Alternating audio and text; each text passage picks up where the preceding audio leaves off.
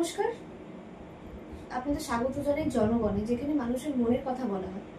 এই মুহূর্তে আমাদের সাথে উপস্থিত আছেন বিশিষ্ট আইনজীবী আলী আহসান আলমগীর মহাশয়। নমস্কার দাদা, আজকে 32,000 চাকরি বাতিলের মামলাতে কি হলো একটু বলুন আমাদের। আজকে জাস্টিস সৌমেন সেনের নেতৃত্বাধীন যে ডিভিশন বেঞ্চ, সেখানে 32,000 প্রাথমিক শিক্ষকের চাকরি বাতিলের মামলাটা ছিল। এই মামলাটা আজকে আইটেম নাম্বার 3 হিসেবে লিস্টেড ছিল, কিন্তু আজকে জাস্টিস সৌমেন সেনের নেতৃত্বাধীন বেঞ্চ মামলাটা রিলিজ করে দিল তাদের লিস্ট থেকে। ওনারা কোনো ব্যক্তিগত কারণবশত বা যে কোনো কারণবশতই মামলাটা ওনাদের লিস্টে রাখলেন না, রিলিজ করে দিলেন। অর্থ হচ্ছে এটাই যে এই মামলাটা এখন প্রধান বিচারপতির কাছে পুনরায় পেশ করা হবে এবং উনিও একটা কোনো বেঞ্চে এটা অ্যাসাইন করবে। এক্ষেত্রে বলে রাখা ভালো যে এর আগেও কিন্তু জাস্টিস সৌমেন সেনের ঘরে এই মামলাটা একবার শুনানি, বেশ কিছুবার শুনানি হয়েছিল। পরবর্তীকালে বিভিন্ন বেঞ্চ চেঞ্জ করে আবার ওনার কাছেই ফিরে এসেছিল, কিন্তু উনি যে কোনো কারণবশত উনি মামলাটা আজকে শুনতে চাইলেন না। তো এখানে 32,000 ব্যক্তিগত কারণ দেখিয়ে চাইলেন না, সেটা কারণটা আমরা অনুমান করতে পারছি, কিন্তু যেহেতু জজ সাহেব সেটা উল্লেখ করলেন না, সেটাও আমাদের না বলাই ভালো। তবে এখানে প্রায় 32,000 আনট্রেন্ড টিচারের চাকরি বাতিল করেছিল হচ্ছে জাস্টিস অভিজিৎ গঙ্গোপাধ্যায় সাহেব। ওনার নির্দেশকে চ্যালেঞ্জ করেই ডিভিশন বেঞ্চে এই আপিলটা হয়েছে।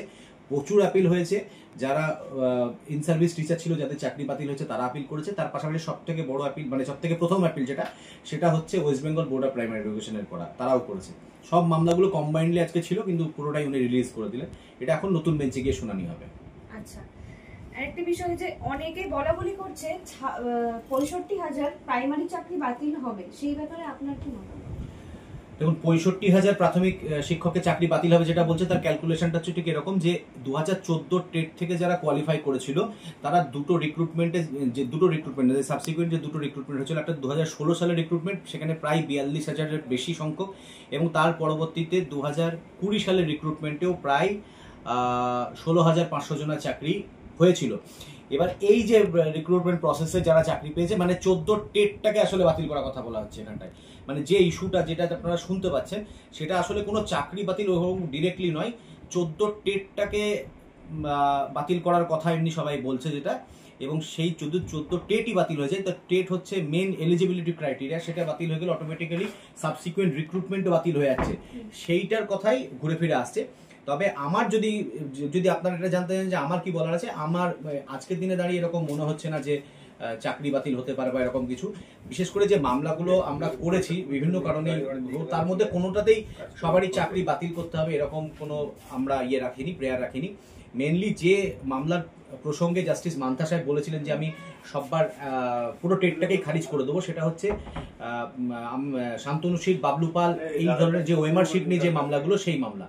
এবার সেই মামলাতে কিন্তু সিবিআই ইনভেস্টিগেশনের ফলে যে রিপোর্টটা জমা দিয়েছিল সিবিআই, তাতে করে এমন কিছু তথ্য উঠে আসে যেটা ভয়ঙ্কর।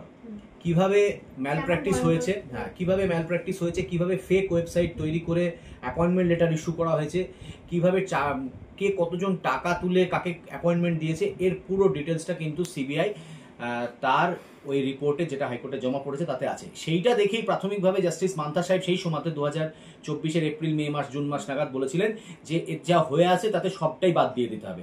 এইটাই এখন প্রতিধ্বনিত হচ্ছে চারিদিকে, কিন্তু তার পরবর্তীকালে এই মামলাটা বিভিন্ন সময় বিভিন্ন ঘরে গেছে, কিন্তু এখনো অবধি বর্তমানে যেমন এই মামলাটা এখন কোনো ঘরে লিস্টেড নেই।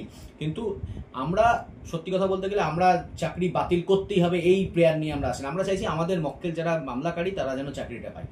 আমাদের প্রেয়ার কোর্টের কাছে এটাই যে বাতিল না করেও আমাদেরকে অ্যাকোমোডেট করা হোক। তো সুতরাং বাতিল করতেই হবে, এগুলো অনেকটা বেশি চমকপ্রদ কথা, যেটা হয়তো মানুষকে অ্যাট্রাক্ট করবে, কিন্তু এই অবস্থায় এই পরিস্থিতিতে দাঁড়িয়ে এটা কোনো কাজের কথা নয়। আমরা চাকরি চাইছি, চাকরি কারো চলে যাক এটা আমরা বলতে চাইছি না। আচ্ছা, আরেকটা বিষয় যেটা বলবো, প্রাথমিকের ওএমআর শিট ডিস্ট্রয় করার যে মামলাটি চলছে, ওই নিয়ে আপনি যদি কিছু বলেন। হ্যাঁ, আমি আপনাকে যেটা বলছিলাম, এটা যে ওএমআর শিট ডিস্ট্রয় করা নিয়ে, ওটা ওই মামলায়। এবার ওএমআর শিট ডিস্ট্রয় করা নিয়ে প্রচুর মামলা হয়েছে 2022 থেকে আজ অবধি। এবার এখন প্রাইমারি ডিটারমিনেশনটা দুটো ভাগে ভাগ হয়ে গেছে।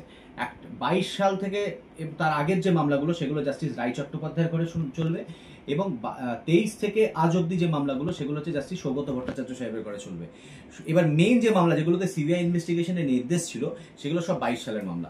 তো সেই মামলাগুলো আমরা মেনশন করেছি, আমাদের যে মামলা আমরা সেগুলো মেনশন করেছি জাস্টিস চট্টোপাধ্যায়ের ঘরে, এবং আমরা আশা করছি খুব তাড়াতাড়ি উঠে যাবে।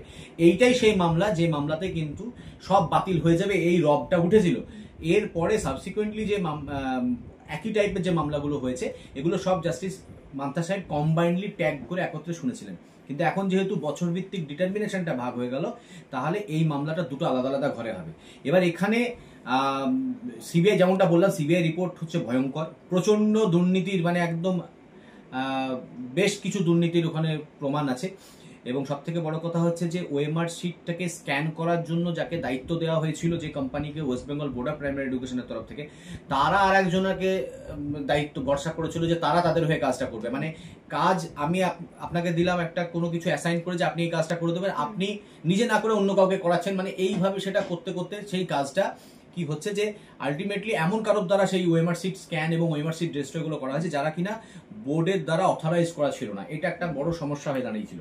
এবার এইখানটাতেও কি হয়েছে যে তারপরে যখন ওএমআর শিটগুলোকে ডিস্ট্রয় করা হলো, ফিজিক্যাল ওএমআর শিটগুলোকে, মানে হার্ড কপিগুলোকে, তার তো একটা মোটামুটি মিরর ইমেজ এবং স্ক্যান কপি, তার সফট ভার্সন যেটা, সেটা তো ডিজিটালি স্টোর করে রাখতে হবে, মানে কম্পিউটারাইজড করে রাখা, যাতে করে এইটা নিয়ে আগামীতে কোনো প্রশ্ন উঠলে সঙ্গে সঙ্গে প্রিন্ট আউট করে দেখিয়ে দেওয়া সম্ভব হয়। সেই জিনিসটা ওরা ইচ্ছাকৃতভাবে করেনি।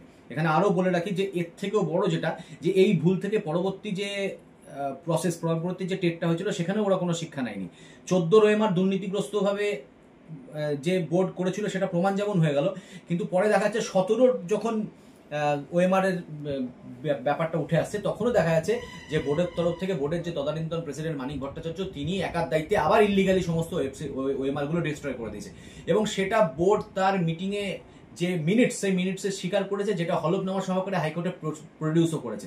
অর্থাৎ কি, 14 ওএমআর, লাখ লাখ ক্যান্ডিডেটের ভবিষ্যৎ ওরা ইচ্ছাকৃতভাবে ডিলিট করে দিল, ডিস্ট্রয় করে দিল, যাতে করে পরবর্তীকালে কোনো প্রমাণ হিসেবে কিছু উঠে না আসে। এটা একটা দিয়ে যখন ধরপাকড় হলো, সিবিআই তদন্ত হলো, সেখান থেকে কোনো ভুল শিক্ষা না নিয়ে, সেই ভুল থেকে কোনো শিক্ষা না নিয়ে ওরা 17 আবার একই কাজ করেছে। এবার বোর্ড কি করছে, বোর্ড ইচ্ছাকৃতভাবে মানিকবাবুকে তার ঘাট থেকে নামিয়ে ফেলতে চাইছে, বলছে মানিকবাবু নিজের দায়িত্ব করেছে, এগুলো আমরা করিনি। কিন্তু মানিকবাবু যে প্রতিষ্ঠানটা চালাতেন সেটা হচ্ছে West Bengal board of primary education, তার বাইরে মানিকবাবু নন। সুতরাং এটা পুরো প্রাতিষ্ঠানিকভাবে আবার একটা দুর্নীতি হয়েছে, যেটা 17তেও হয়েছে, এবং এটার জন্য হাইকোর্টে মামলা হয়েছে, এবং এটাতেও আমার ধারণা আরো ভয়ঙ্কর কিছু খোলাসা হতে চলেছে।